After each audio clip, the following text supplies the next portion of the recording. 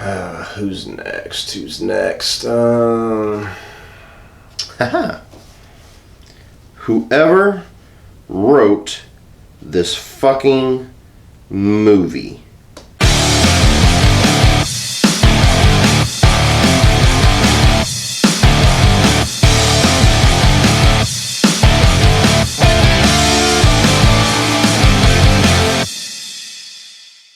Death Note tells the story of a young teenager who comes into the possession of this mysterious book called Death Note that it controls a death god, and whatever name and method of kill he writes in the pages gets enacted by this death god. So this is the newest Netflix original movie, and it's actually based off of a Japanese comic. I had never heard of the source material before, but the trailer, the concept, and the look of the demon actually gave me a lot of interest in this movie. Saw that it had popped up this past Friday, watched it, and holy shit, this movie's pretty bad. Despite the fact that I obviously didn't like the finished product, there are a few things that I did like about the movie, mostly the score. I love the whole 80s techno electronic score that goes on throughout this movie. I think that really fits the tone and fits the story, and it really gives me kind of a nostalgia for movies that use scores that are very similar to it. The director, Adam Wingard, actually used a similar type of score for his movie The Guest, which was a lot better received than this one, so if you like the score of The Guest, very similar use of a score in this movie. I also really like the camera work and the cinematography. I thought it added a lot of style to the movie, and it actually kind of captured the feel of a comic book, and I really like movies that are based on a graphic novel or a comic book that still kind of bring the style of a comic book, like this one, 300, Sin City. Really like that technique of camera work. The overall concept of this movie is fascinating, really interesting,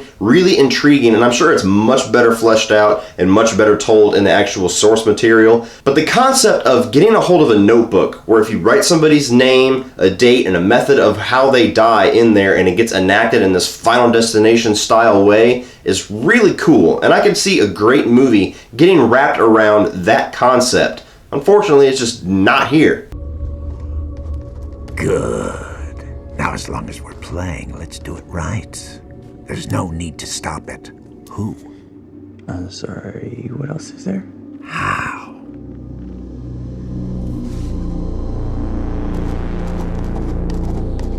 For a beginner, not bad at all.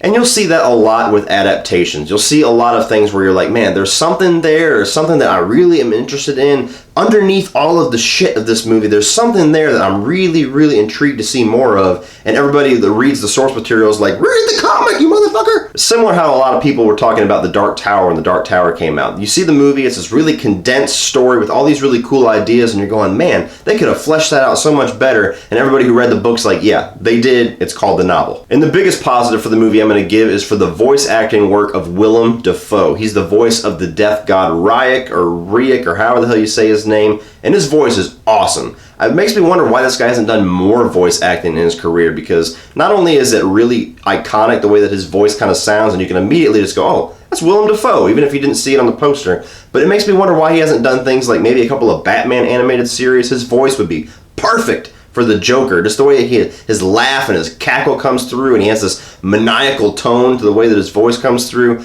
That was the shining star of the movie to me. And unfortunately, if they would have made this into a TV series, or if they would have made this into a successful movie that would spawn sequels, would love to see Willem Dafoe come back, or even just expand his work to do more voice acting. Loved his work in this. But the negatives of Death Note, and I kind of touched on it a little bit in my final positive, but this would have worked so much better as either a mini-series or a full-on television show that spans multiple seasons. And the fact that this is on Netflix and was created by Netflix, it baffles me why they opted to make this a movie instead of an 8 to 10 episode series. I don't understand that decision at all, because this entire movie, the pacing, the way the writing goes, it feels like there's about 10 to 12 episodes of story that is shoved into this 80-minute runtime, and the pace of the movie just goes so fast, and it does not work for the story at all. It skates past all these things that you're like, wait, stop, just marinate in there for a minute. I'm interested in that. Oh, we're on to something else. Okay, whatever. Even when the third act kicked in and things really started to get tense and things start really going towards this ultimate confrontation and this ultimate climax in the third act, I'm thinking, this is something that should be in the penultimate episode of a TV series, not the third act of a movie. What they want is a god. So let's give it to them.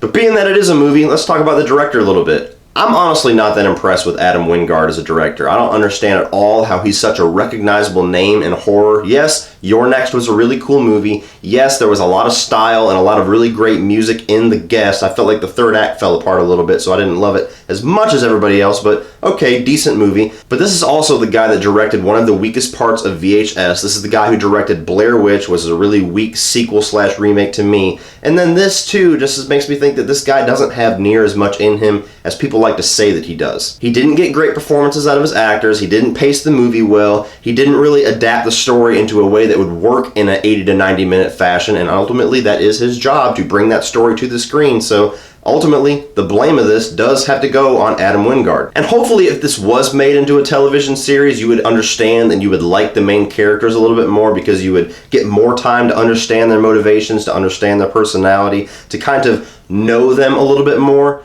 But the characters you get in this 80-minute movie, you don't like them at all. They are some of the most unlikable protagonists that I have ever seen in a movie. The movie tries to get you to get behind these two characters who are literally murdering hundreds of people just to be famous, just to have their name out there and to be feared and to be loved and to be known by the world.